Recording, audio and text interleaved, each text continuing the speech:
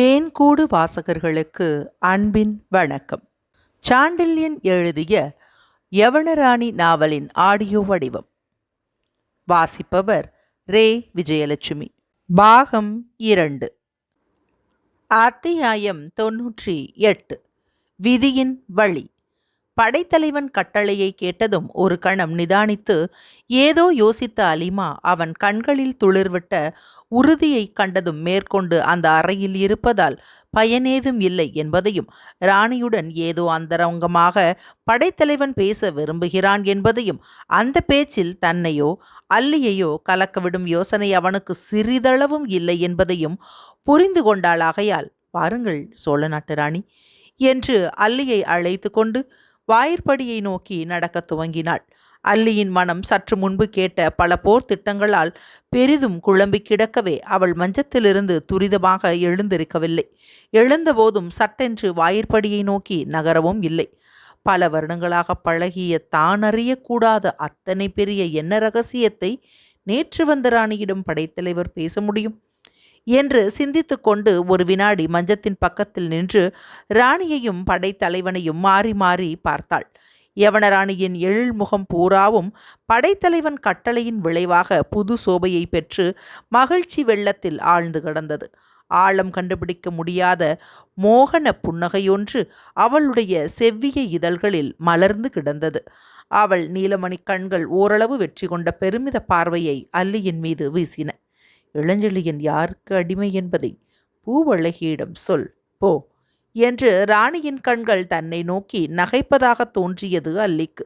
அந்த கண்களை விட்டு சிறிது சிரமத்துடன் பிரிந்த தன் கண்களை படைத்தலைவன் மீது ஓட்டிய அல்லி அவன் முகம் ராணியின் முகத்துக்கு நேர் விரோதமான உணர்ச்சிகளை கொண்டிருந்ததையும் அதில் கவலை மண்டி கிடந்ததையும் கவனித்தாள்.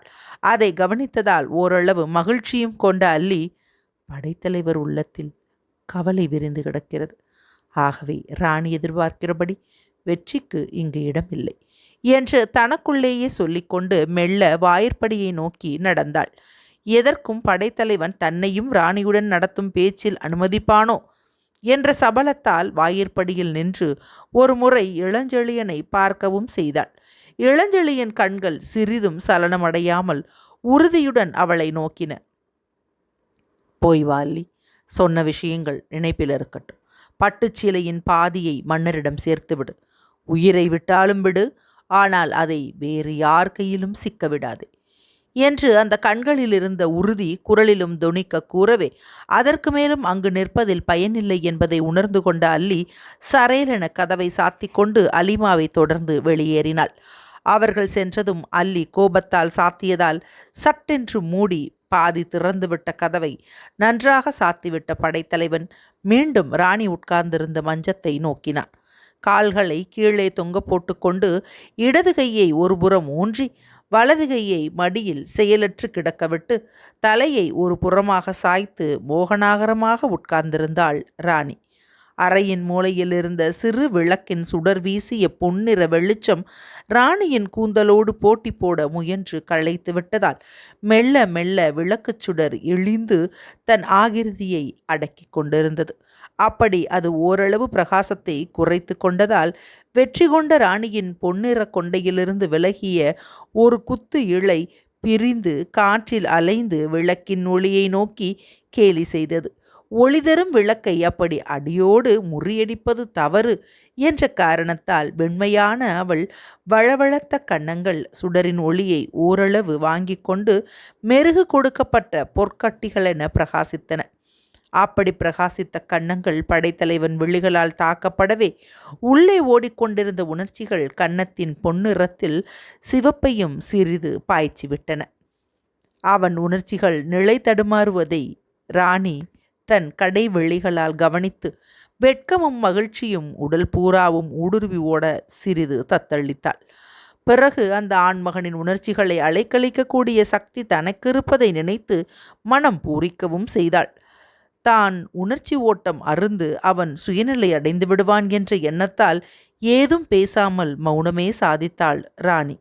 இயற்கையின் எழிலெல்லாம் திரண்டு வந்தது போல் எதிரே மஞ்சத்தில் உட்கார்ந்தும் வாயை திறந்து ஒரு வார்த்தையும் பேசாமல் கிரேக்க நாட்டு வெண்கலச் சிலையென இருந்த யமனராணியை பார்த்து தவித்த படைத்தலைவனின் இதயத்தில் முன்பு விவரித்த போர்த்திட்டங்கள் எழுந்து புத்தியின் மோக வெறியை மெல்ல பிளக்கவும் முற்பட்டது. அப்படி பிளக்க துவங்கிய நேரத்தில் தன் பலவீனத்தை நினைத்து இளஞ்செழியன் பெரிதும் ஆச்சரியப்பட்டான். பூவழகியிடம் இதயத்தை பறியொடுத்திருக்கும் என் உணர்ச்சிகளை வளைக்கக்கூடிய இந்த ராணியின் எழில் எத்தனை விசித்திரமானது!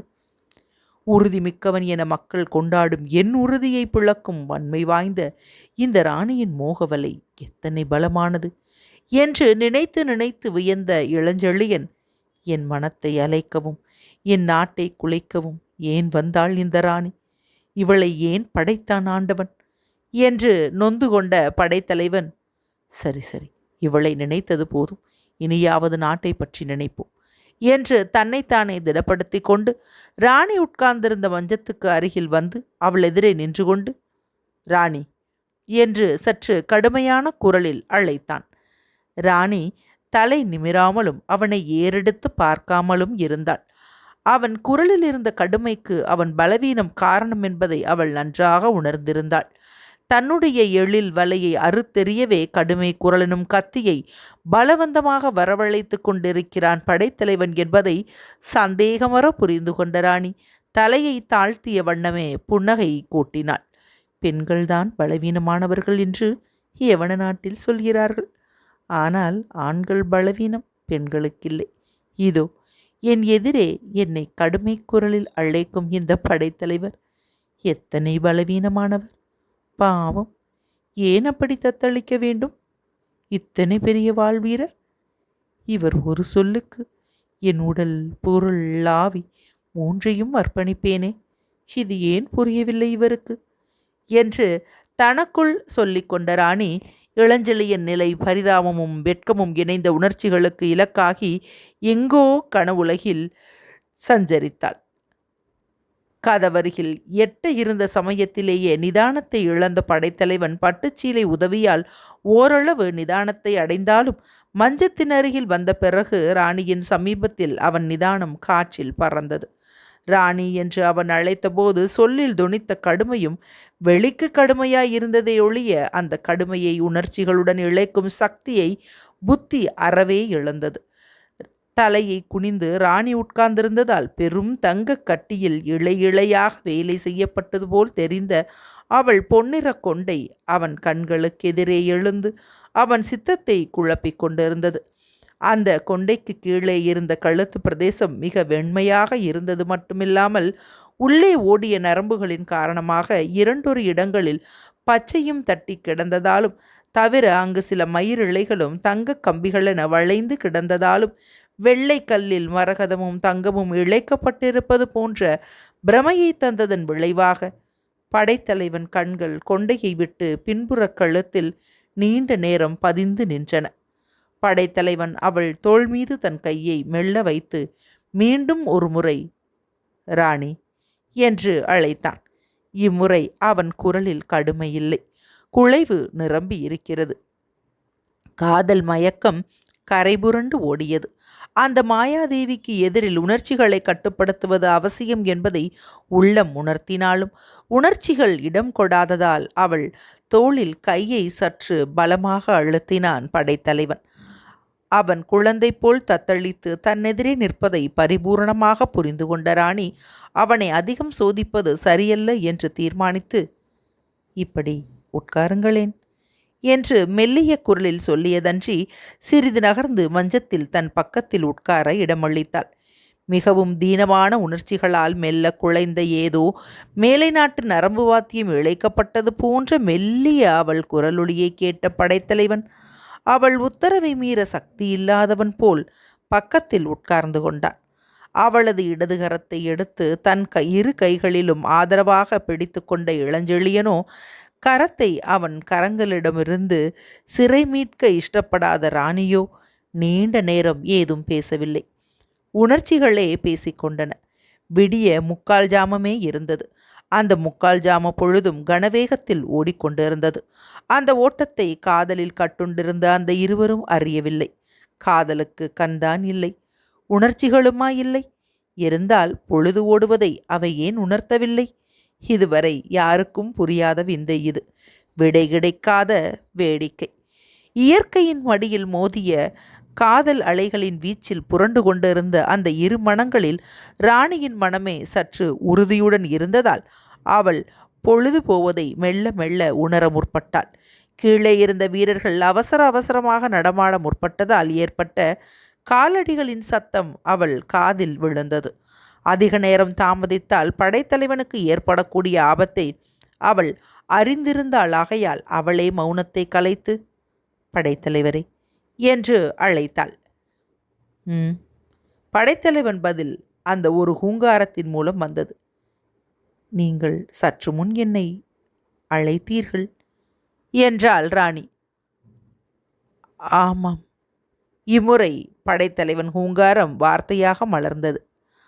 அவன் உணர்ச்சிகள் மெல்ல நிதானமடைவதை உணர்ந்த ராணி, எதற்கு அழைத்தீர்கள் என்றொரு கேள்வியை வீசினாள்.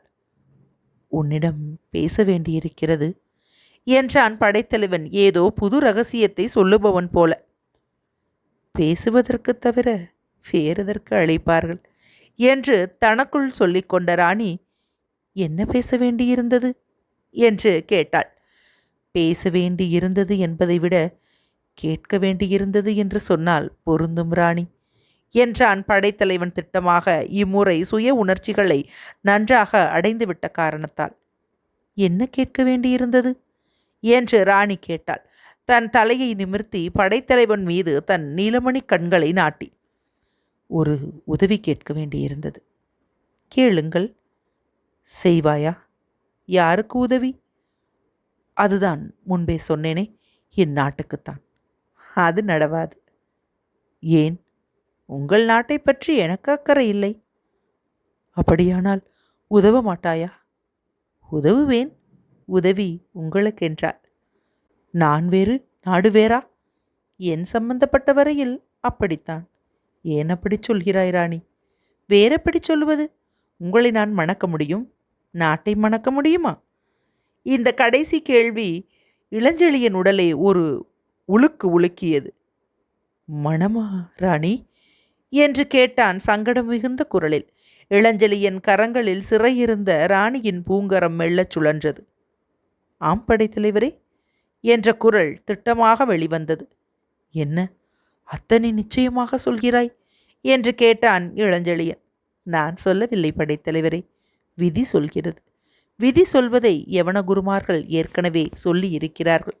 நானும் முதலாக உங்களை இங்கு சந்தித்த போது சொல்லவில்லையா, விதி நம் இருவரையும் பிணைத்திருக்கிறது என்று? விதியை அப்பொழுது நீங்கள் நம்பவில்லை, ஏளனம் செய்தீர்கள். ஆனால் நிகழ்ச்சிகளை எண்ணி பாருங்கள். நான் புகாரின் கடற்கரையில் உங்கள் காலில் தட்டுப்பட்ட நாளாய் எத்தனை பேர் நம்மை பிரிக்க பார்த்தார்கள். முடிந்ததா? உங்களை யவன மரக்கலத்தில் ஏற்றி அழித்துவிட டைபீரியஸ் முயன்றதே முடியவில்லையே. மீண்டும் மீண்டும் நாம் ஒன்றாக தள்ளப்படுகிறோம். நீங்கள் பிரிந்த பின் முதலில் சந்திப்பது பூவழகியை அல்ல, என்னைத்தான். பூவழகி எந்த சந்தர்ப்பத்திலும் விதியின் கரங்களால் பிரிக்கப்பட்டாள் என்பது ஞாபகம் இருக்கட்டும். முதலில் உங்கள் மீதுள்ள பொறாமையால் உங்களை விலக்கினாள். மனமுடைந்த நீங்கள் கடற்கரையில் நடந்து வந்தீர்கள். நான் தான் மோதினேன் உங்கள் காலில், தவழ்ந்தேன் உங்கள் கைகளில். பிறகு கருவூர் வஞ்சிக்கு ஒன்றாக சென்றோம். உறையூருக்கு ஒன்றாக பயணம் செய்தோம். அடுத்தபடி காவிரியின் விஷத்துளிகளால் பிரிக்கப்பட்டோம். நீங்கள் மீண்டதும் மறுபடியும் இதோ சந்திக்கிறோம். விதி மீண்டும் மீண்டும் நம்மை மோதவிடுகிறது படைத்தலைவரே. இது எத்தனை தெளிவாயிருக்கிறது. யவன குருமார்கள் சோதிடம் ஒரு காலம் பொய்க்காது. இந்த புகாரில் நான் முடிசூடத்தான் போகிறேன். நீங்கள் அதற்கு உதவத்தான் போகிறீர்கள். உங்களுக்கு நான் மாலை சூட்டுவது திண்ணம். இந்த மூன்றும் விதி வகுத்துள்ள திட்டங்கள், விண்மீன்கள் விளைத்துள்ள முறைகள். அவற்றை கணக்கிட்டு யவன குருமார்கள் சொன்ன தீர்ப்பு டைபீரியஸின் குருட்டு திட்டங்களால் சற்று மங்கி இருக்கிறது. ஆனால் இறுதியில் நான் சொல்லியவை நடக்கும்.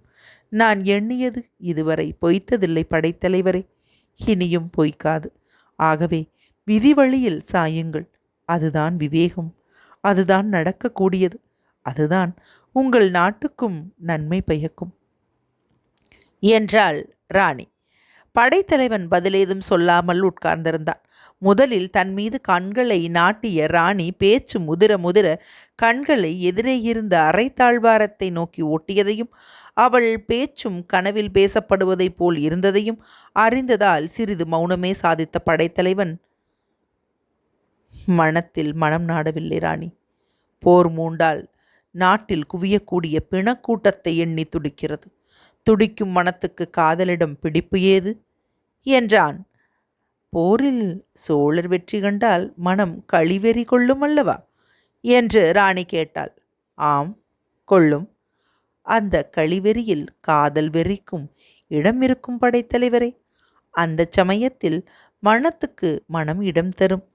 அப்பொழுதாவது என்னை மணக்க ஒப்புவீர்களா? கூறுங்கள், சோழ நாட்டு வெற்றியை நான் சம்பாதித்துக் கொடுக்கிறேன். அது நீ கூறும் விதியின் திட்டங்களுக்கு முரண்பாடு அல்லவா? இல்லை. ஏனில்லை? நீ புகாருக்கு ராணியானால். ஆனால் என்ன? ஒரு வல்லரசின் கீழ் பல சிற்றரசுகள் இருப்பது வரலாறு காணாத விந்தையா? ராணியின் போக்கு நன்றாக புரிந்தது படைத்தலைவனுக்கு. அவளுக்கு என்ன பதில் சொல்லுவது என்று புரியாமல் திகைத்தான். ராணியை மணக்க மறுத்தால் அவள் உதவி கிடைக்காது. உதவி கிடைக்காவிட்டால் இருங்கோவேளை முறியடிக்க வகுத்துள்ள திட்டம் வெற்றியடையாது. இந்த தர்ம சங்கடத்துக்கு என்ன செய்வது என்று எண்ணி கலங்கிய படைத்தலைவன் கடைசியில் ஒரு முடிவுக்கு வந்தான். அவன் முடிவை கேட்ட ராணி திடுக்கிட்டாள். அவள் கூட எதிர்பார்க்காத முடிவு அது. அந்த முடிவு வீசிய பெருவெடியால் அவள் உள்ளத்தை அதுவரை கட்டியிருந்த காதல் கயிறுகள் கூட பட்டென்று அருந்தன. மஞ்சத்திலிருந்து துள்ளி எழுந்து திகைப்பை அள்ளிச் சொரிந்த கண்களை இளஞ்செழியன் மீது நாட்டினாள் யவன ராணி. அத்தியாயம் 98 நிறைவுற்றது.